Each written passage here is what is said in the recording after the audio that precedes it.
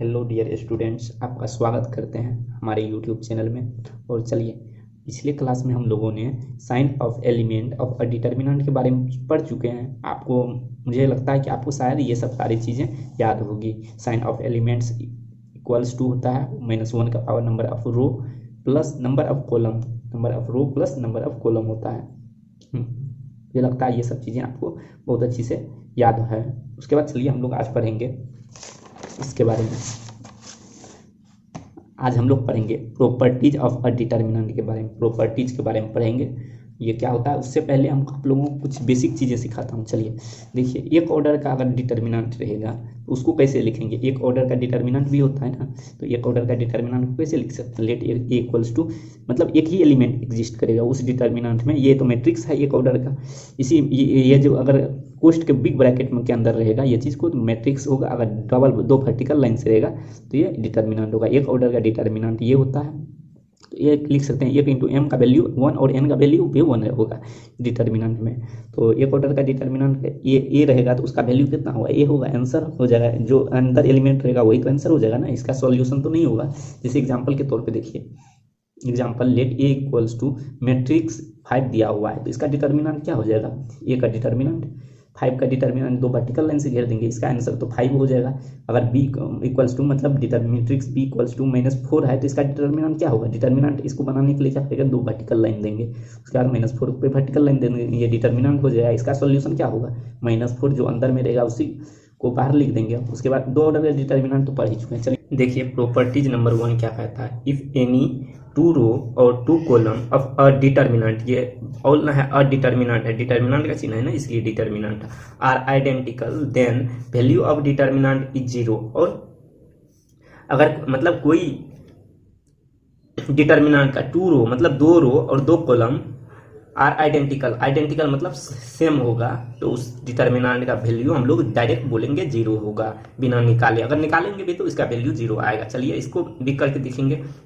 सबसे पहले देखिए, ये रो R1 हो गया, ये रो क्या हो गया, R1 हो गया, ये R2 हो गया। ये दोनों आइडेंटिकल है ना, सेम है ना, 4 4 है, 9 9 है, 7 7 है, तो ये आइडेंटिकल हो गया। आइडेंटिकल ऐसे ही होता है, आइडेंटिकल है, तो इसलिए इस डिटर्मिनेंट का वैल्यू क्या हो जाएगा, 0 हो जाएगा ना। अब देखिए दूसरा, if a determinant the elements, मतलब if all the elements of row और कॉलम ऑफ अ डिटर्मिनेंट, मतलब कोई डिटर्मिनेंट का सभी रो एवं इफ अ डिटर्मिनेंट, मतलब if a determinant the element of row और element column of a determinant are 0, then value of a determinant is 0। मतलब कोई एक रो का एलिमेंट और कोई एक कॉलम का एलिमेंट 0 होगा तो उस डिटर्मिनेंट का वैल्यू डायरेक्ट हम लोग बोलेंगे 0 होगा।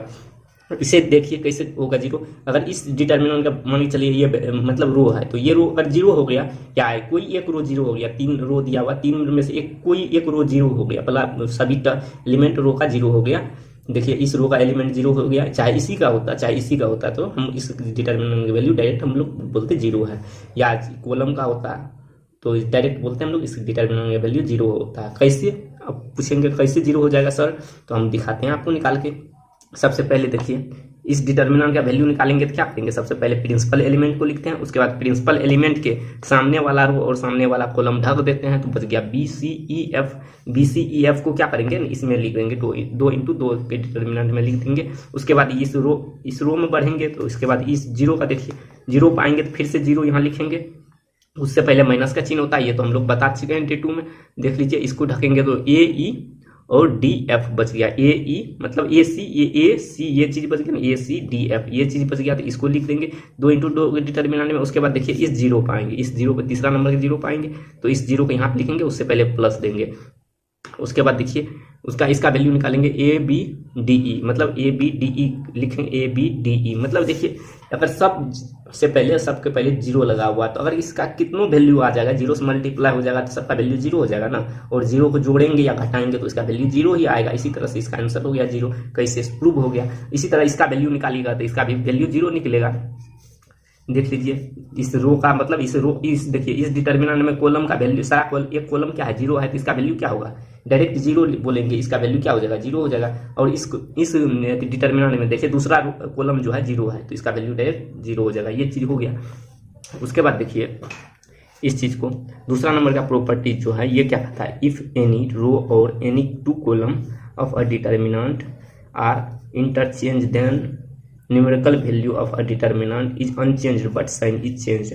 बोलता है इफ़ एनी रो और any two column of a determinant, मतलब किसी डिटर्मिनेंट के दो रो और दो कॉलम को आपस में चेंज करेंगे, दो कॉलम रो को चेंज कर देंगे कॉलम में या कॉलम को चेंज कर देंगे रो में, तब क्या होता है ना कि देन तब numerical value of a determinant, मतलब ये जो मान आता है ये मान चेंज नहीं होता है, बल्कि साइन ये नेगेटिव पॉजिटिव जो होता है माइनस प्लस ये चेंज हो जाता है। देखिए कैसे होता है, इसी को बोलता है इफ एनी रो और any two column of a determinant are interchange then numerical value of a determinant is unchanged. Numerical value जो होता है ये चेंज नहीं होता है बट साइन इज चेंज, मतलब चिन्ह चेंज हो जाता है इसका। देखिए इस मतलब ये 2 × 2 ऑर्डर का डिटर्मिनेंट ले लिया तो इसका वैल्यू निकाले 4 × 1 4 माइनस 3 2 6, तो 4 माइनस क्या हो गया 6 हो गया, तो -2 आ गया। इसी को हम लोग क्या किए ना कि देखिए इसका जो रो है ना इसको रो को कॉलम में बदल दिए। देखिए 4 3 है,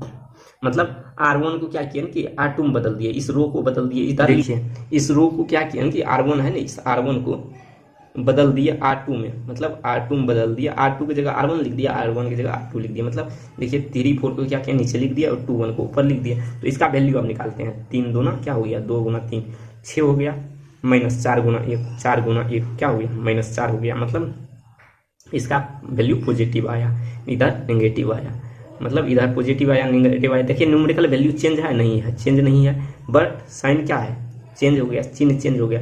मतलब ये सीखे किसी रो को आपस में इंटरचेंज करेंगे, मतलब दो रो को आपस में बदलेंगे तो उसका वैल्यू मतलब बदलेगा नहीं लेकिन चिन्ह बदल जाएगा, और तो किसी दो कॉलम को भी बदलेंगे आपस में तो इसका वैल्यू बदलेगा नहीं बल्कि चिन्ह बदल जाएगा। अब देखिए प्रॉपर्टीज नंबर 3, प्रॉपर्टीज नंबर 3 में क्या कहता है कि if a determinant if all row are change into their corresponding, मतलब यहाँ पे कोरोस्पोंडिंग लिखे हैं CORRESPONDING, कोरोस्पोंडिंग कॉलम लिखे हैं, ये कॉलम है COLUMN column, then value of a determinant is not change. मतलब क्या कहता है कि if all the row are change into corresponding column के, मतलब किसी रो को, ये रो है ना, ये रो है, इसको बदल देंगे, मतलब इसका कॉलम में बदल देंगे, सब रो को क्या करेंगे ना कि कॉलम में बदल देंगे, इसी के कॉलम में बदल देंगे और कॉलम को रो में बदल देंगे, तो इसका क्या होगा ना वैल्यू जो होगा चेंज नहीं होगा, इज नॉट चेंज, मतलब वैल्यू इसका जो मान होगा ये चेंज नहीं होगा। चलिए देखते हैं कैसे नहीं होता है, इसको प्रूफ करते हैं। देखिए इस डिटर्मिनेंट का मान निकालेंगे तो क्या करेंगे, सबसे पहले 3 को लिखेंगे, 3 को लिख दिया, उसके बाद ये कॉलम और ये कॉलम ढका जाएगा 1 × 0, मतलब 0 × 1 हो जाएगा -2 × 0 -2 × 0। उसके बाद क्या करेंगे इस 2 को लिखेंगे यहाँ पे, उसके बाद इस 2 और ये ढका जाएगा, ये 2 कॉलम और ये 2 कॉलम क्या होगा ना कि ये सामने वाला इसका ढका जाएगा तो बचेगा 4 2 4 1 4 2, मतलब ये 4 × 1 4 -4 × 8, ये 4 -8 लिख दिए। उसके बाद ये 1 पे आएंगे तो 1 का सामने वाला रो और सामने वाला कॉलम ढका जाएगा, 4 × 1 4 -0, 4 -0 हो गया, मतलब 1 को यहाँ पे लिखते हैं, इसके पहले प्लस देते हैं, इसके पहले माइनस देते हैं, ये फॉर्मूला होता है। उसके बाद इसका वैल्यू निकालेंगे तो इसको हल करेंगे तो देख लीजिए 0 में से 2 गया तो -2, और इधर क्या हो गया ना ये 4 में से 8 गया तो -4, उसके बाद ये 4 में से 0 गया 4, मतलब इसको मतलब हल करेंगे तो इसका वैल्यू 6 आएगा, 6 आया। उसके बाद देखिए इसी को क्या किया कि इसका जो रो है सबको बदल दिया कॉलम में, फर्स्ट रो को बदल दिया, फर्स्ट कॉलम में 3 2 1 लिख दिया। उसके बाद देखिए सेकेंड रो को सेकेंड कॉलम में बदल दिया 4 0 2, मतलब 4 0 2 है ना, इधर 4 0 2 लिख दिया। उसके बाद 4 1 1 4 1 1, मतलब इसको बदल दिए कॉलम में, तो इसका वैल्यू क्या हो जाएगा ना, देखिए बदल दिए तो 3, मतलब इसका वैल्यू निकालेंगे उसी प्रकार से। इसका मतलब निकालने का टेक्निक यही है कि जिसका वैल्यू निकालते हैं, जिसको लिखते हैं यहाँ पे उसको सामने वाला और उसके सामने इधर रो और कॉलम को ढक देते हैं तो बच गया 0 1 और 2 1, तो इसको लिखेंगे। इसका वैल्यू देखिए इस तरह से निकालेंगे जैसे यहाँ निकालें तो इसका वैल्यू भी 6 आता है, 6 आया। इस तरह से इसका आंसर देखें कि किसी अगर डिटर्मिनेंट में सारे रो को कॉलम में बदल देते हैं तो इसका वैल्यू में चेंज नहीं होता है। उसके बाद देखिए properties number 4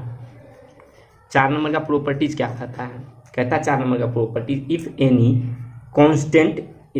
constant is multiply with a determinant, मतलब कोई कांस्टेंट, जैसे कांस्टेंट क्या हो गया 1 2 3 4 के ABCD ये सब कांस्टेंट हो गया ना, तो ये कांस्टेंट को multiply with a determinant, multiply करते हैं डिटर्मिनेंट के साथ, then it is operated either only one row और ओनली वन कॉलम, मतलब इस किसी कांस्टेंट को अगर मल्टीप्लाई करते हैं कोई डिटर्मिनेंट के साथ, वो कांस्टेंट सिर्फ एक रो या एक कॉलम में गुना होगा। ये नहीं कि सब पूरा डिटर्मिनेंट में गुना होगा, ऐसी बात नहीं है।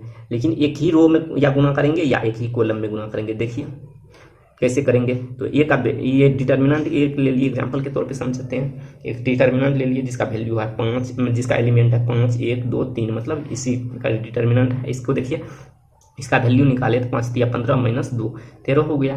13 हो गया ना। उसके बाद देखिए 13 हो गया है। उसके बाद इसे मतलब इसी डिटर्मिनेंट में 4 से अगर मल्टीप्लाई करेंगे तो कैसे होगा। 4 इक्वल्स टू क्या हो जाएगा, 13 गुना 4 होना चाहिए ना, 52 आंसर आना चाहिए ना। 13 गुना 4 52। तो इसी को 4 को कैसे मल्टीप्लाई करेंगे, या करेंगे एक ही रो में करेंगे या एक ही कॉलम में करेंगे। इस 4 को हम पहले रो में करके देखते हैं। 4 गुना 5, 4 5 20, 4 गुना 2, 4 गुना 8 लिख दिए। उसके बाद देखिए 1 3 को कुछ नहीं किए, एक ही रो में करेंगे या एक ही कॉलम में करेंगे। एक ही रो में किया है। अब देखिए इसका वैल्यू निकालते हैं। 20 गुना 3 20 या 60 माइनस 8 52 निकल गया। मतलब 13 गुना 4 करते तब पर भी 52 होता है। ऐसे भी किए, मतलब ऑपरेट किए इसको, मतलब इससे डिटर्मिनेंट से गुना करके निकाले तो इसका वैल्यू सेम आया। और एक एग्जाम्पल से देखिए, यही एग्जाम्पल को मतलब लिखें दोबारा। मतलब इसको देखिए 5 4, मतलब एक एग्जाम्पल और दूसरा है ये 5 4 2 12, मतलब इसका वैल्यू निकालते हैं। सबसे पहले 12 5 60 माइनस 4 दूना 8, 4 दूना 8 60 माइनस 8 52 हो गया। इसका वैल्यू देखते हैं। इसमें अगर 4 से गुना करते हैं तो कैसे करते हैं, या किसी रो में करेंगे या किसी कॉलम में करते हैं। सबसे पहले इसको क्या करते हैं, कॉलम में गुना करते हैं। क्या हो गया ना, कॉलम में गुना करेंगे तो 5 6 20, और यहाँ क्या करते हैं 5 गुना 4, मतलब एक बार कॉलम में हम कर देते हैं। 5 6 20 हो गया, 4 गुना 1 4 हो गया। अब इस सब में कुछ नहीं गुना करेंगे। 20 4 का हम देखिए, अब इसका वैल्यू निकालते हैं। 20 गुना 3 20 या 60 माइनस 20 या 60 माइनस 4 दूनी 8, 4 दूनी 8 माइनस 8, 52 आंसर हो गया। उसी प्रकार से अब इस 4 को क्या करते हैं कि फिर से यही चीज लिखे यहाँ पे। अब इस 4 को क्या करते हैं, किसी दूसरे कॉलम में गुना करके देखते हैं तो वही वैल्यू आता है। वैल्यू तो चेंज नहीं होता है। 4 को इसमें गुना करते हैं। 4 दूनी 8 और 4 या 12, ये हो गया 4 दूनी 8, मतलब इसमें गुना किए तो 4 दूनी 8 यहाँ पे लिखे हैं। उसके बाद 4 या 12, मतलब इसमें गुना किए हैं। तो इसका वैल्यू देखते हैं। 12 5 60 माइनस 8, 60 माइनस 8, इसका भी वैल्यू 52 निकला। इसका मतलब हम देखें ये प्रॉपर्टी सत्य है, मतलब सही है। किसी भी कांस्टेंट को मल्टीप्लाई करते हैं एक डिटर्मिनेंट में तो वह सिर्फ एक रो और एक ही कॉलम में गुना होता है, मतलब या रो में गुना होगा या कॉलम में गुना होगा। अब प्रॉपर्टीज नंबर 5 देखें। If each element of any row और any column consist of 2 terms of a determinant, then it can be expressed as the sum of a determinant। मतलब कंसिस्ट करते हैं, मतलब जोड़ते हैं या अलग करते हैं। तो कैसे करते हैं, इसी चीज को हम इसमें लिखे हम। ये सब एग्जाम में नहीं पूछते, आपको समझाने के लिए ये सब चीजें लिखना पड़ता है और ये प्रॉपर्टीज आपको समझाना पड़ता है।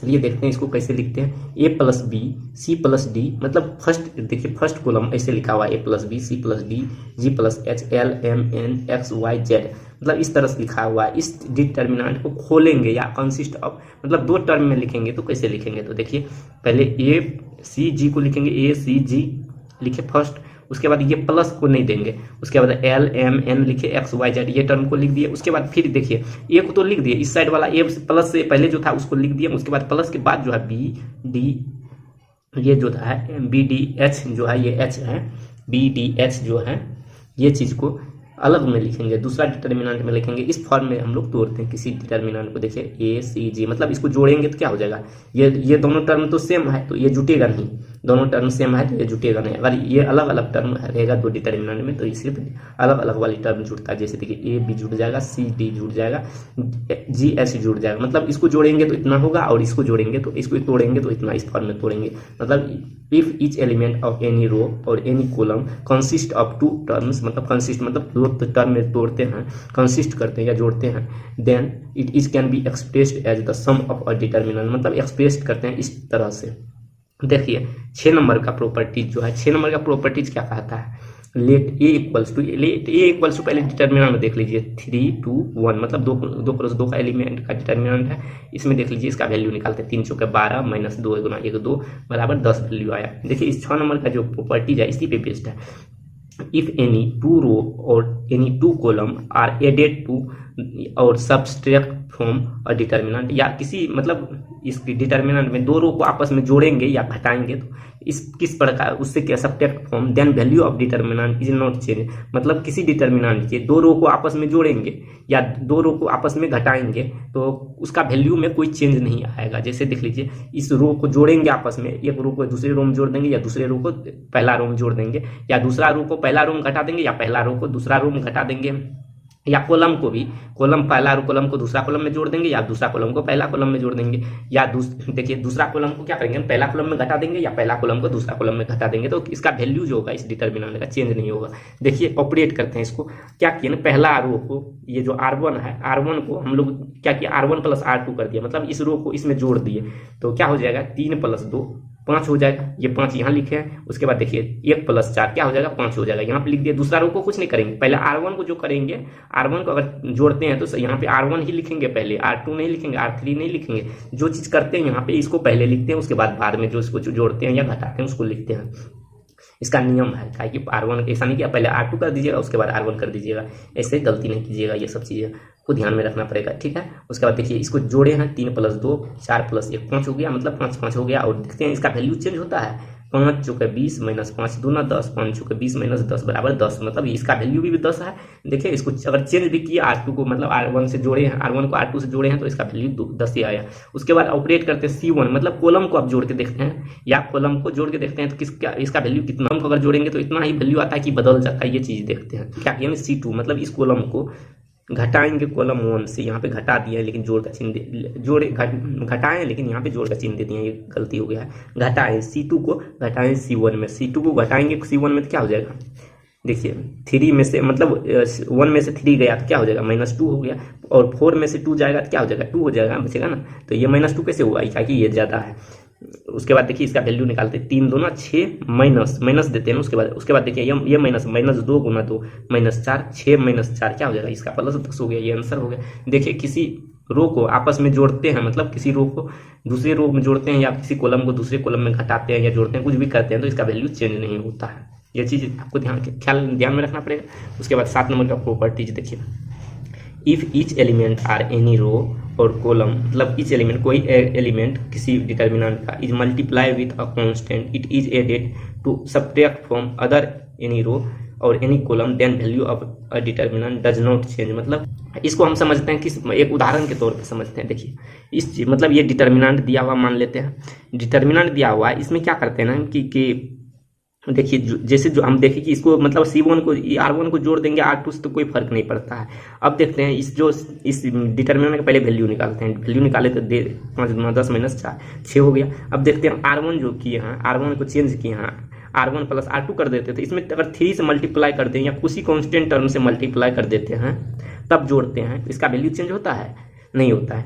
देखते हैं अगर इसमें 3R2 कर दिए, मतलब 3 से गुना भी कर दिए, देखिए मतलब देखिए R1 ये है R2 ये है, तो R1 को क्या किया कि यहाँ पे लिखे ये R1 है, तो R1 को क्या किया, R1 है R1 + 3R2, अगर R1 2 है और 3R2 कर दिया 4 दिया 12 कर दिए, 12 + 2 14 हो गया, ये 14 को लिख दिया। उसके बाद देखिए 1 + 1 यहाँ पे होगा, उसके बाद 5 × 3R1 R2 मतलब 3 × 5 5 दिया 15 + 1 15 + 1 16 हो गया, ये 16 किया। तो उसके बाद देखिए इसका वैल्यू निकालते हैं तो इसका वैल्यू चेंज नहीं होता है। देखिए 16 × 4 = 64 - 14 × 5 = 70 70 - 64 मतलब 14 × 5 = 70 - 16 × 4 = 64 बराबर 6 वैल्यू आता है। अगर इसी को C1 को क्या करते हैं ना, मतलब इसका वैल्यू को C1 को चेंज कर देते हैं, मतलब चेंज कर देते हैं C1 - 3C2, मतलब कांस्टेंट टर्म से गुना कर देते हैं, C2 में 3 से गुना कर देते हैं तो इसका वैल्यू चेंज होता है। देखते हैं ये C1 हो गया ना, ये C2 हो गया, तो इसमें क्या करते हैं C1 को चेंज करते हैं 2 - 3C2, मतलब 3 की जगह 3 × 1 तो 3 हो गया, 2 - 3 2 - 3 क्या हो गया -1 हो गया। उसके बाद 4 - 3C2 मतलब 4 - 5 दिया 15 5 दिया, यहाँ पे 5 रखेंगे तो क्या हो गया 5 दिया 15 हो गया, 4 - 15 - 11। अब देखते हैं इसका वैल्यू निकाल के, -1 × 5 - 5 - 11 -11 × 1 -11 है, ये प्लस हो जाएगा ताकि यहाँ पे माइनस लगा हुआ है, प्लस हो गया 11 5 क्या हो जाएगा, मतलब 11 ये प्लस है -5 है, तो 6 आंसर आया। देखते हैं ये भी वैल्यू 6 है, ये भी वैल्यू, मतलब किसी भी वैल्यू में अगर कांस्टेंट से गुना करते हैं,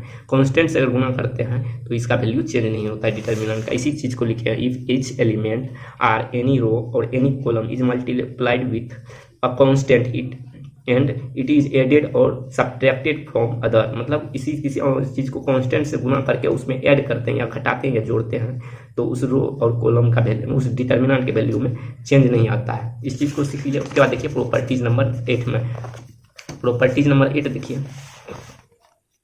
प्रॉपर्टीज नंबर 8 में क्या कहता है, if the ratio of corresponding element of any two row और any two column of a determinant are equal then value of determinant is zero.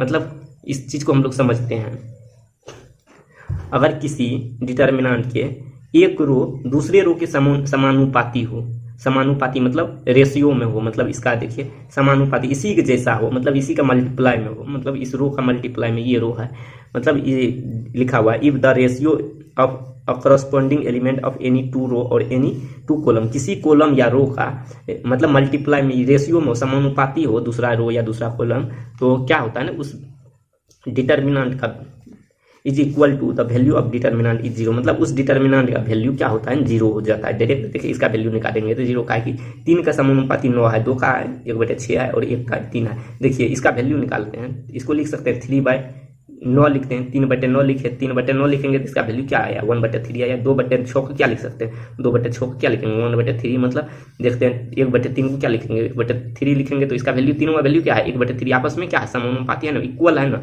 तीनों का वैल्यू तो इक्वल आया इसलिए तीनों आपस में समानुपाती है, इसीलिए इसका वैल्यू डायरेक्ट हम लोग बोलेंगे क्या है वो जीरो हो जाएगा।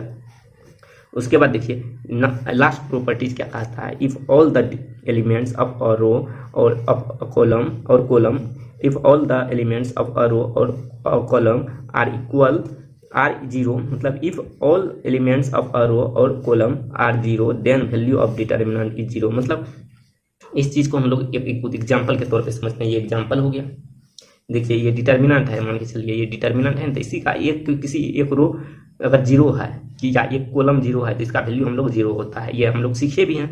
इसी तरह से हम बताएं इसका जैसे कॉलम जीरो है तो इसका क्या हुआ है, इसका वैल्यू डायरेक्ट जीरो हो जाएगा। देखिए कि किसी डिटर्मिनेंट का कोई एक कॉलम या कोई एक रो जीरो है, सारा जीरो हो जाएगा तो इसका वैल्यू डायरेक्ट हम लोग जीरो लिखेंगे। जैसे देखिए डिटर्मिनेंट का, अब देखिए लास्ट में हम लोग एक ट्रिक सिखाते हैं आप लोग को, डिटर्मिनेंट का वैल्यू जीरो लाना है और नंबर पाना है, खुशियां मनाना है।